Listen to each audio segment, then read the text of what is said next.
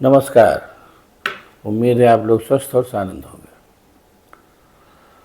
अभी अभी एक दो दिन पहले की बात है, आप लोगों ने भी सुनी ही होगी कि कांवड़ यात्रियों के मार्ग में उस तरफ मुजफ्फरनगर की तरफ, हरिद्वार वगैरह की तरफ ये फरमान जारी किया है योगी सरकार ने कि जितने भी दुकानदार हैं वो अपने सामने अपने यहाँ बतावें कि वो मुसलमान हैं या हिंदू हैं और क्या क्या बेचते हैं।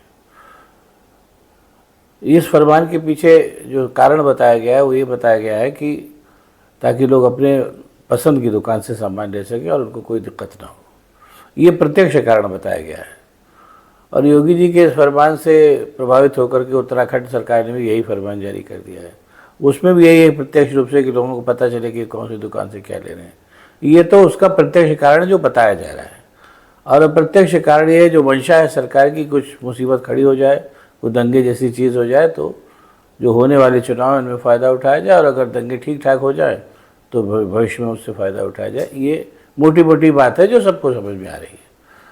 अब यहाँ पर एक जब इस फरमान की जारी होने के बाद एक बात तो आप भी मोटी तौर पे समझ लीजिए, अब तो ज़्यादातर लोग समझ भी चुके हैं, लेकिन बात चल रही इसलिए तो कह रहे हैं कि चाहे भारतीय जनता पार्टी हो चाहे राष्ट्रीय स्वयंसेवक संघ हो, इन दोनों के साथ एक खासियत है। पहली खासियत तो ये कि इनको हिंदू मुस्लिम करने के अलावा दूसरी कोई चीज़ आती ही नहीं है। इनका दोष नहीं, इनको आती ही नहीं, इनको सिखाया नहीं गया है। राष्ट्रीय स्वयंसेवक संघ जब से बना है उसका इतिहास आप उठा के देख लीजिए, इनको इसके अलावा और कुछ सिखाया ही नहीं गया है। इसलिए घूम फिर करके ये लोग वहीं लौटाते हैं। जब से इनका इतिहास है आप देख लीजिए, चाहे जब पहले जनसंघ था तब, और उसके बाद जब भारतीय जनता पार्टी हुई तब, और उसके बाद से अभी तक लंबे समय से ये लोग इसी बात को जानते थे। बीच के कालखंड में इतिहास में जब से ये राम मंदिर का मुद्दा उछला, उस चूँकि मुद्दा ही मंदिर का था, धर्म का था, इसलिए इस मुद्दे और इस मसले में भारतीय जनता पार्टी को कुछ फ़ायदा हुआ और वो दो बार पावर में रही, एक बार अटल बिहारी ज़माने में और एक बार भी मोदी ज़माने में। इन दोनों ही बार जब भारतीय जनता पार्टी पावर में रही तो इसकी दूसरी खासियत भी उभर के सामने आ गई कि इकोनॉमी के बारे में इनका ज्ञान ज़ीरो है। भारतीय इकोनॉमी को आधुनिक संदर्भ में कैसा होना चाहिए इसको ये जानते ही नहीं तो करें क्या। उसका नतीजा ये हुआ कि दोनों ही भारतीय इंडियन इकोनॉमी जो थी मुँह के बल गिरी, अटल बिहारी के ज़माने में भी और नरेंद्र मोदी के ज़माने में भी। नरेंद्र मोदी के ज़माने में कोड़ में खाज ये हुआ कि इकोनॉमी का ज्ञान तो था ही नहीं, और उसके अलावा जो भी थोड़ा बहुत जो इकोनॉमी हिंदुस्तान की इकोनॉमी की थी उस इकोनॉमी को इन लोगों ने 22 पूंजीपतियों के हित में मोड़ दिया। नतीजा ये हुआ कि भारतीय इकोनॉमी बैठ गई। वर्ल्ड बैंक ने कहा कि अब इनके पास जितनी इनकी टोटल जीडीपी है उससे ज़्यादा कर्जा ले चुके हैं, देखिए क्या होता है। ये कुल मिला के स्थिति है। और उसके और तीसरी बड़ी जो इनकी सबसे बड़ी खासियत है जो चीज़ों को और कोड़ में खाज करती है वो है तो झूठ बोलना। सारे के सारे जो इनके नेता हैं झूठ बोलने में एक्सपर्ट हैं। मोदी जी तो इनके सबके सरताज है ही। अब एक बात ये हुई, अब इस कुल मिलाकर के ये जो टोटल जो सीनेरियो सामने आ रहा है, जिस सीनेरियो जो बन के सामने आया है वो ये है कि इन सारी जो कमियां हैं उसके चलते जो नरेंद्र मोदी की सरकार है उसने इस बार जो 303 सीट से घट करके 240 सीट पे आ गई। 240 सीट पे आने के बाद से भी इनके सुधरने की कोई लक्षण नहीं है, और वो अपने उसी रास्ते पे चल रहे हैं। जैसा कि अच्छा उसमें जैसे मैंने पहले भी कहा कि इनका विचारों का दोष भी नहीं, इनको इसके अलावा कुछ आता ही नहीं हिंदू मुस्लिम करने के अलावा।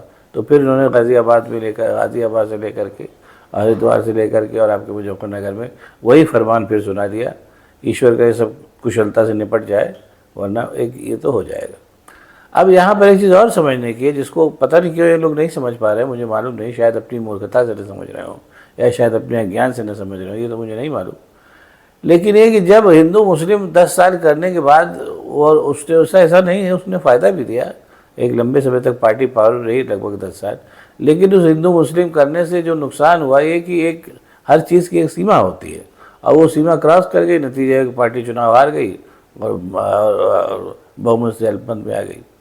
अभी भी अल्पमत में आई है तो इसका मतलब कहीं ना कहीं चूँकि सवर्ण लॉबी जो है वो पूरी तरीके से अभी भी भाजपा के साथ खड़ी हुई है।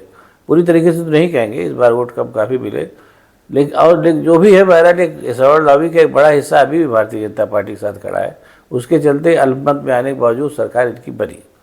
अब एक बात ये लोग और अभी नहीं समझ पा रहे हैं, इसको अगर समझ लें तो अच्छी बात है कि इस बार जो टोटल चुनाव के जो परिणाम आए हैं उस परिणाम में जो सवर्ण लॉबी जो थी, सवर्ण लॉबी जो भारतीय जनता पार्टी की एक तरीके से रीढ़ हुआ करती थी, उसका भी बहुत बड़ा हिस्सा भारतीय जनता पार्टी से छिटक करके दूसरी पार्टियों में चला गया। उसका कारण बहुत स्पष्ट है, उसमें कोई बहुत बताने की जरूरत नहीं है कि इकोनॉमी को लेकर के जो इनकी नीतियाँ हैं, जिसमें मतलब बुरी तरीके से इकोनॉमी कोलैप्स कर गई एक तरीके से हिंदुस्तान की, उसमें जो लोअर तबका था वो तो परेशान हुआ ही हुआ, मिडिल क्लास सबसे ज़्यादा परेशान हुआ, और उसके अलावा अपर क्लास भी परेशान हुआ, सिवाय उन 22 अरबपतियों के और थोड़े से और बहुत पैसे वाले लोगों के। उसके अलावा रेस्ट ऑफ द इंडिया का जो भी क्लास था, चाहे वो अपर क्लास था, चाहे वो मिडिल क्लास था, चाहे वो लोअर क्लास था, सब परेशान हुआ। एक फैक्ट है, क्योंकि इकोनॉमी में 2-3 चीज़ें होती हैं मोटे तौर पर। इकोनॉमी में पहली चीज़ तो होती है कि चीज़ें बनती हैं, उत्पादन होता है, वो ज़ीरो है कई वजहों से। दूसरी चीज़ ये कि मिडिल क्लास आमतौर पे जो नौकरियों वगैरह पे आश्रित रहता है, नौकरियों पे, छोटे रोज़गार पे, वो सब मोदी जी एकदम नष्ट कर चुके हैं।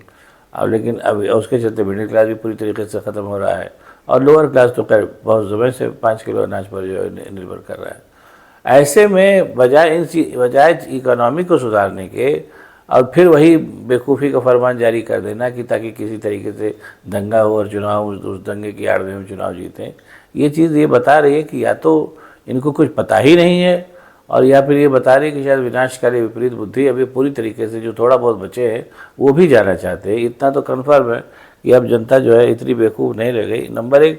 और नंबर 2, सांप्रदायिक राजनीति के जो नुकसान है, जो बड़े नुकसान है, जिसमें जनता की इकोनॉमी पूरी तरीके से तबाह हो गई, उसको देखा लोगों ने।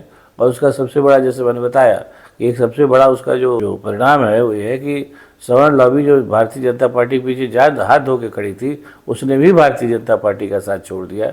इस चीज़ को अगर न समझने के बावजूद फिर यही सांप्रदायिक राजनीति की फिर शुरुआत ये लोग कर रहे हैं, तो ये मान के चलिए कि अभी पूरी तरीके से जाना चाहते हैं। और जैसे अपने पिछले 100 साल के इतिहास में कुल मिलाकर के 10 साल ये पावर में रहे भारतीय जनता पार्टी और RSS वाले, ये मान के चलिए कि फिर अगले 100 साल में ये फिर 5-10 साल कहीं तो ऊपर से पावर में आ जाएंगे तो आ जाएंगे। लक्षण यही दिखाई दे रहे हैं।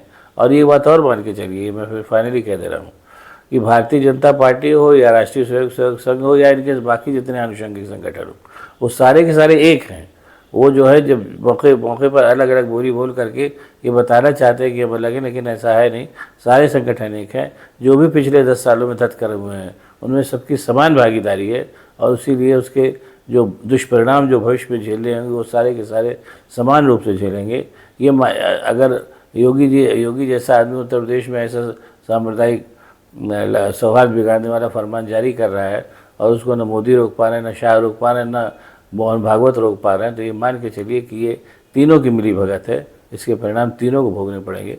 देखिए क्या होता है। अब आपको अगर ये वीडियो पसंद आया तो उसको शेयर करिए, लाइक करिए, साथ ही साथ मेरे चैनल को सब्सक्राइब करिए, ताकि मैं और भी ऐसी बातें आपको बताता रह सकूँ। बहुत बहुत धन्यवाद। नमस्कार।